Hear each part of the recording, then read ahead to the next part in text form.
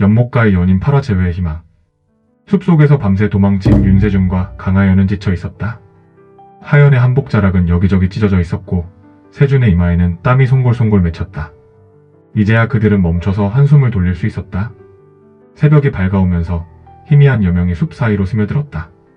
두 사람은 작은 개울가에 다다랐다. 시냇물은 밤새 도망치느라 지친 그들의 손과 얼굴을 식혀주었다. 하연은 떨리는 손으로 물을 떠서 얼굴을 적셨다.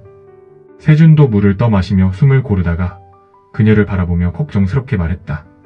하연 아가씨 괜찮으십니까? 많이 지치셨을 텐데. 하연은 고개를 끄덕였지만 그녀의 목소리는 나직했다. 선비님, 저는 괜찮습니다. 오히려 선비님이 더 힘드신 것 같은데요. 세준은 미소를 지으며 말했다. 저야 괜찮습니다. 다만 이제 어디로 가야 할지가 문제군요. 더 이상 여기 오래 머무를 수는 없습니다. 강 대감께서 사람을 계속 보낼 것이 분명합니다. 하연은 조용히 개울을 바라보았다. 그녀의 마음속에는 두려움과 희망이 동시에 자리하고 있었다. 그녀는 이제 더 이상 아버지의 보호 아래 있는 것이 아니었다.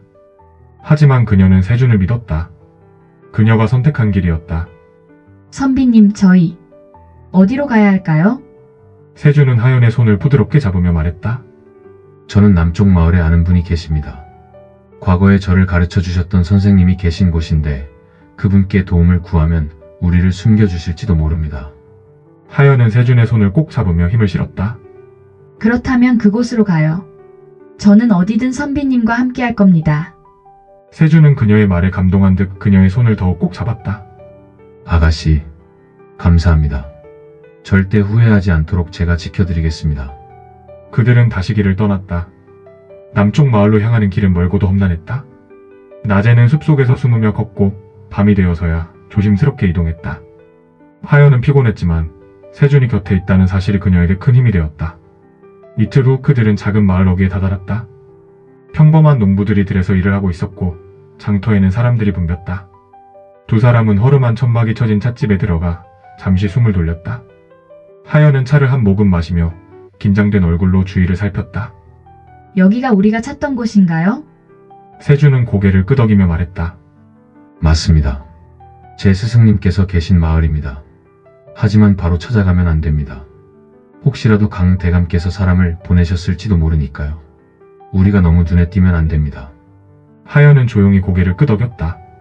그럼 어떻게 해야 하죠? 세준은 잠시 고민하더니 말했다. 우선 여관에서 하루 이틀 머물며 주변 상황을 살펴보죠. 그리고 나서 스승님을 찾아뵙겠습니다. 하연은 그의 계획에 동의했다.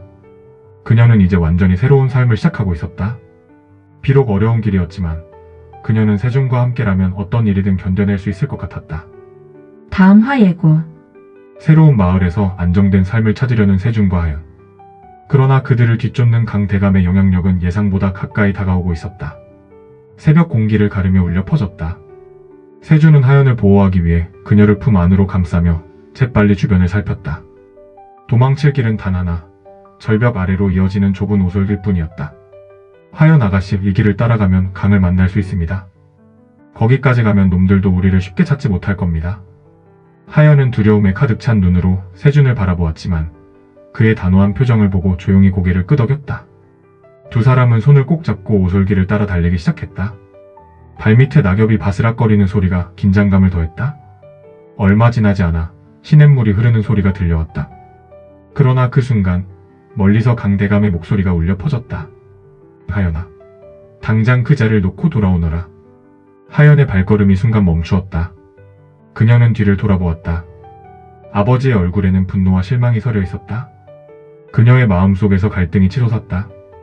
세준은 그녀의 손을 다시 잡으며 간절한 목소리로 말했다. 아가씨, 저를 믿으십시오. 저와 함께 가시면 새로운 삶을 시작할 수 있습니다. 하연은 두 눈을 질끈 감았다. 그리고 다시 눈을 떴을 때 그녀의 눈에는 더 이상 흔들림이 없었다. 선비님과 함께 가겠습니다. 그녀는 아버지를 향해 마지막으로 깊이 절을 했다. 그리고 다시 세준의 손을 꼭 잡고 앞으로 나아갔다. 그 순간 하늘이 서서히 밝아오고 있었다. 그들의 앞길에 놓인 운명이 어떻게 펼쳐질지는 아무도 알 수 없었지만 단 한 가지는 분명했다. 그들은 이제 함께할 것이었다. 다음 화 예고. 세준과 하연은 새로운 마을에서 정착할 수 있을까? 그러나 강 대감의 분노는 더욱 거세지고 두 사람은 예상치 못한 위기에 직면하게 되는데